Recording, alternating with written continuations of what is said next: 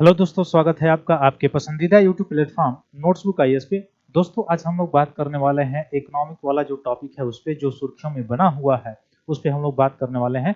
तो जल्द से जल्द जुड़िए और अपने अपने ग्रुप में शेयर कीजिए ताकि इस पे हम लोग पूर्ण रूप से डिस्कशन करें। तो अभी हाल ही में ये बताया जा रहा है कि एशिया की सबसे खराब प्रदर्शन करने वाली मुद्रा जो है वो भारतीय मुद्रा बनी हुई है। ठीक है। और ताइवान की मुद्रा जो है वो सबसे बेहतरीन बनी हुई है, ऐसा बात। अब इसमें होगा क्या? अगर रिपोर्ट आता है तो इससे क्या होता है, इससे सीधे सीधे अगर देखा जा रहा है तो हमारे रुपये का अवमूल्यन हो गया।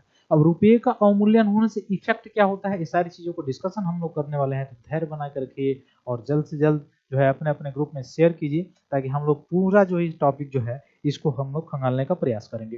तो जैसे कि केवल न्यूज तो इतना ही है कि रुपया जो है एशिया के सबसे कमजोर करेंसी, डॉलर में कमजोरी के बाद भी ये गिरावट की सबसे बड़ी वजह रही है। तो डॉलर में आपको समझ में आ गया होगा कि एक डॉलर जो है वो लगभग 85 दशमलव कुछ रुपए के आसपास पहुंच गया है। ठीक है। यानी रुपये का क्या हो रहा है, धीरे धीरे अवमूल्यन हो रहा है। ठीक है। तो यह सब कैसे होता है, किस तरह से अपनाया जाता है, वो सारी चीजों को अगर हम लोग जानने का प्रयास करें तो होता क्या है, मुख्य रूप से अगर हम देखें तो वह होता है आपका कि रुपये का अवमूल्यन, रुपये का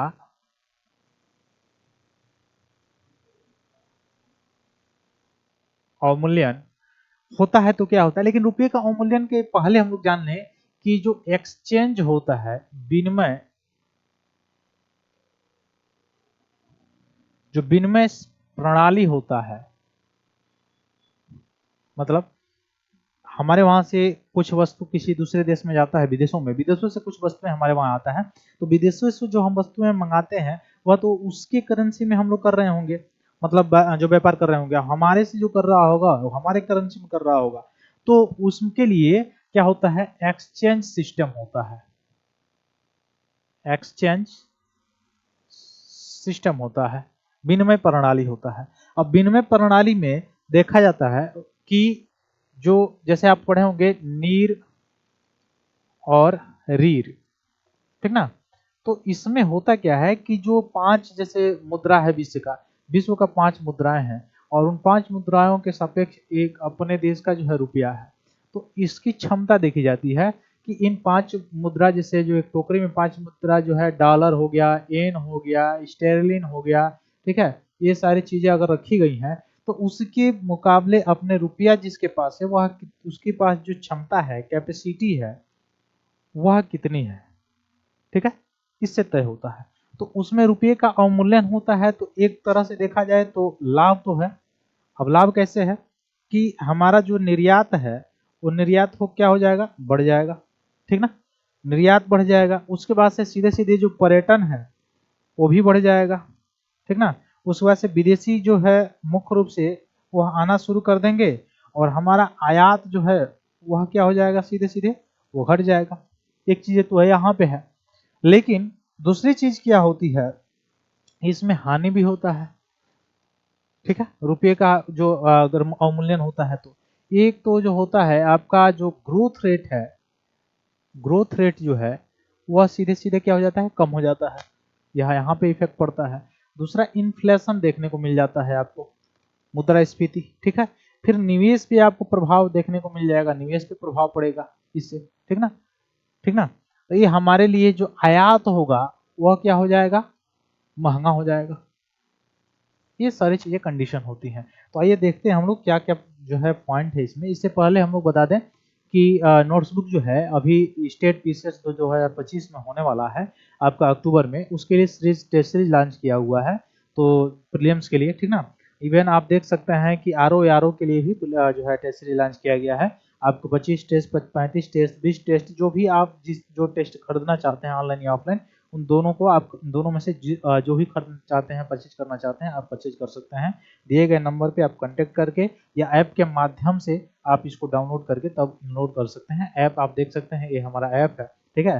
तो गूगल पे प्ले पे जाइए और ये इस ऐप को आप डाउनलोड कर सकते हैं। डाउनलोड करके रजिस्टर कीजिए और रजिस्टर करके आप बिल्कुल ही सस्ते रेट में, सस्ते जो है बहुत कम से कम जो वैल्यू में इसको परचेज करके और क्या कर सकते हैं, अपनी तैयारी को मजबूत कर सकते हैं। ठीक है। तो मैं बता रहा था डॉलर वर्सेज रुपीस की कहानी। ठीक है। तो इसमें हम लोग कर रहे थे कि भारतीय रुपया इस तिमाही में एशिया की सबसे कमजोर करेंसी मतलब बनी हुई है, ऐसा बताया गया है। आरबीआई अपने विदेशी मुद्रा भंडार को मजबूत करने की कोशिश कर रहा है। सितंबर 2023 में विदेशी मुद्रा भंडार डॉलर 705 अरब से कम होकर मई में डॉलर 693 अरब रह गया है। ठीक है, तो ये एक प्रभाव दिखाई दे रहा है। भारतीय रुपया अगर देखा जाए तो इस तिमाही में तो सबसे कमजोर करेंसी बना हुआ है, अभी मैं बताया ही हूँ।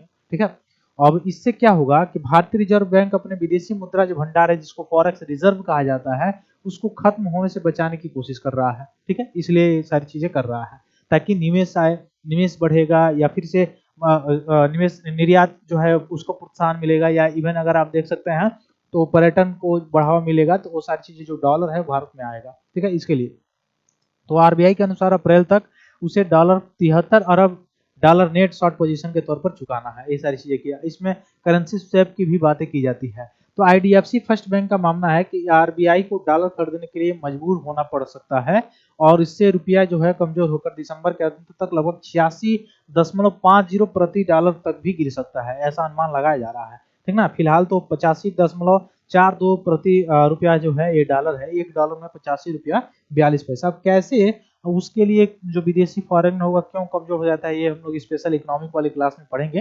तब तक केवल ये न्यूज है, न्यूज के अनुसार ही हम लोग बता रहे हैं ये सारी चीजें।